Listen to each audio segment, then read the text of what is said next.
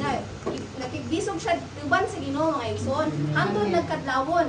And sa iyang pakigbisog wala siya naka-recognize na it was the Lord Jesus wrestling with him. And the Lord Jesus could not win against Jacob. That's why what the Lord did was to touch Jacob's strongest part, which is ang iyahang hip mga igsoon. And that signified that the Lord dealt with Jacob's natural man. He dealt with his naturalness. And we're also like Jacob's today.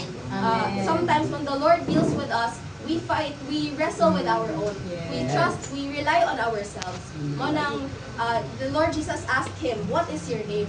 And ingon si Jacob, Jacob. Ingon ang Ginoo nga, you will no longer be called Jacob, but Israel. Israel means you have struggled with God and with men and have prevailed.